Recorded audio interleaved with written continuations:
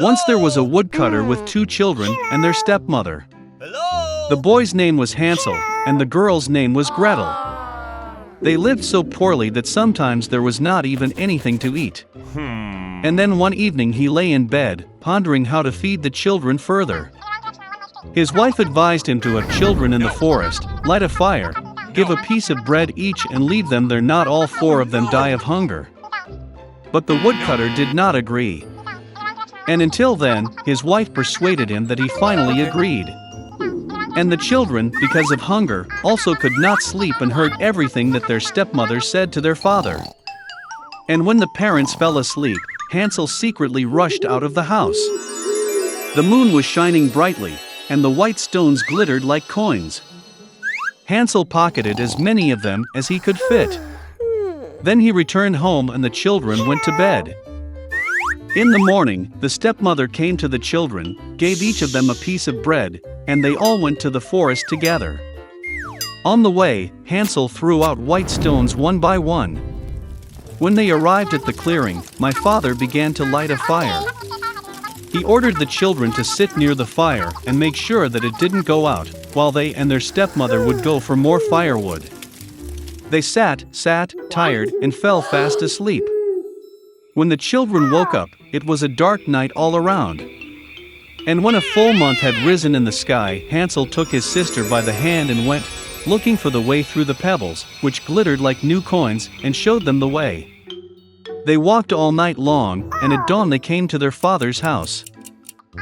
Some time passed, and the children again heard how the stepmother one night began to beg their father to get rid of the children.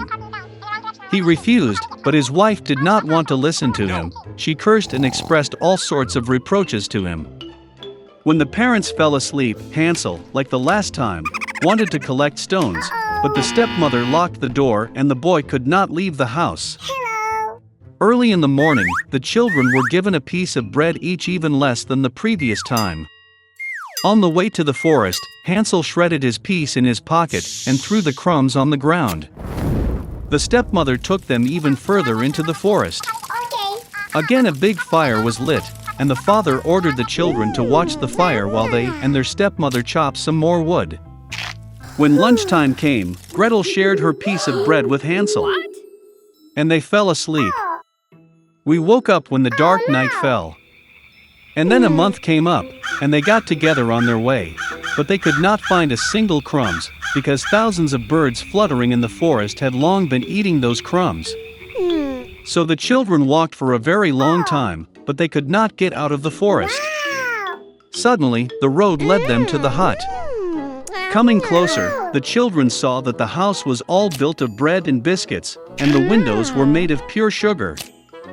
Hansel reached up and broke off a piece of the roof, while Gretel went to the window and began gnawing at its windows. And then the door in the hut opened wide, and the old woman came out, leaning on a crutch. Hansel and Gretel were so scared that they even dropped their tidbits from their hands. And the old woman was kind and invited them to her hut. There was already abundant food on the table: milk, cookies, apples, and nuts. After dinner, the old woman made 2 clean beds for the children, and Hansel and her sister thought they were in heaven. But the old woman only pretended to be affectionate, but in fact she was an evil witch, who built her bread hut for this purpose in order to lure children. Early in the morning, while the children were sleeping, she took Hansel and put him in a small cage. And she ordered her sister to do everything that the wicked witch demanded of her. The old woman decided to fatten the boy in order to eat him later. So Gretel began to cook the most delicious food for Hansel, and she herself got nothing but leftovers. Some time passed, and the boy did not get fat. Then the old woman did not want to wait any longer, and decided to cook and eat Hansel. She ordered Gretel to light the stove and apply water. When the stove warmed up, the old woman ordered her to climb into the stove and see if it was hot enough.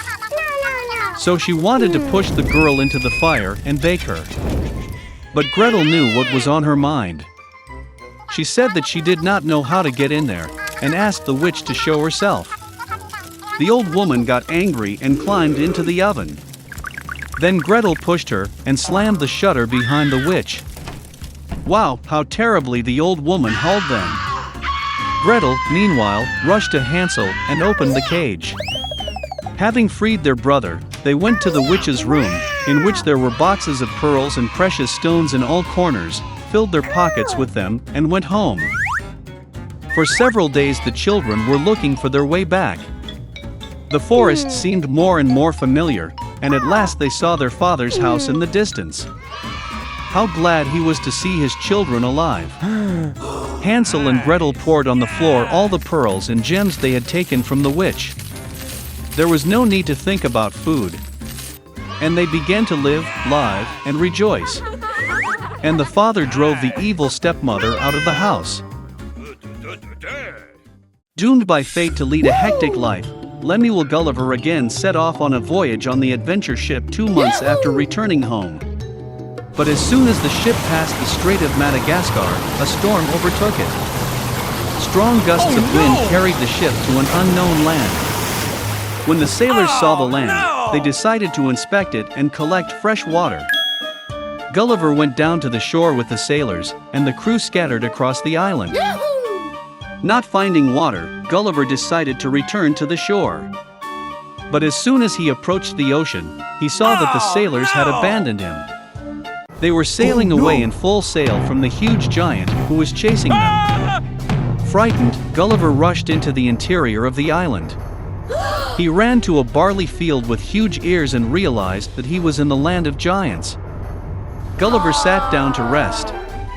But before he had time to catch his breath, he noticed a huge foot that was about to step on him. Gulliver started screaming as loudly as he could. And the giant noticed him.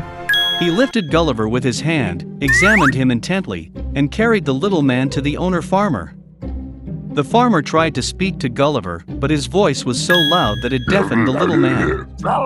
Then the owner brought Gulliver home. At the house, the farmer's family was preparing for dinner. The little man was seated on a table where gigantic pieces of beef and bread lay. But before Gulliver had time to break off his bread, the farmer's son grabbed it upside down and began to shake it. He mistook Gulliver for a toy and tried to put it in his mouth. Then the father loudly threatened his son and asked him to treat the little man more carefully. Later, the farmer's 9-year-old daughter made a bed for Gulliver, sewed clothes for him, and even taught him the language of the giants. The girl gave Gulliver the name Grildrig, which meant dwarf. He called her a nanny. Gulliver aroused great interest among other giants, so the farmer began to show him at fairs for money. But frequent performances undermined Gulliver's health. Then the farmer happily sold the little man to the queen. So Gulliver moved to the palace and became the darling of the royal family. However, the court dwarf, who was no longer considered the smallest man in the kingdom, disliked Gulliver and ruined his life in every possible way.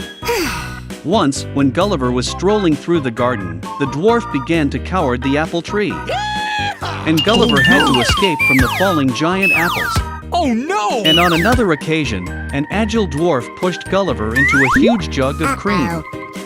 And only the cook, who entered on time, saved the little man from inevitable death. But it wasn't just because of the dwarf that Gulliver got into trouble. So one morning during breakfast he was grabbed by the cook monkey. Like a cub, she began to rock Gulliver and then dragged him to the roof. The giants rushed to save the little man. And as soon as they climbed onto the roof, the monkey threw Gulliver off. Fortunately, he managed to catch onto the shingles and was safely rescued. In general, Gulliver's life in the kingdom was happy. He often accompanied the queen on her travels. They even made a special travel box for him. And once on another such trip, the servant brought the box with Gulliver out to the sea so that the little man could enjoy the fresh air. But then a shadow began to flicker over Gulliver's head. A sea eagle flying past noticed prey in a box. He grabbed the ring on the lid of the chest with his beak and carried Gulliver over the ocean. At some point, the bird released the box, and the captive found himself in the open sea. Gulliver barely managed to open the top hatch. He started shouting and waving his handkerchief. Finally he was spotted from the ship and helped to get out. So, after all the adventures, Gulliver returned to England again. For a long time he could not get used to objects and people of normal size. And Gulliver's wife, frightened that he had gone mad, strictly forbade her husband to think about traveling.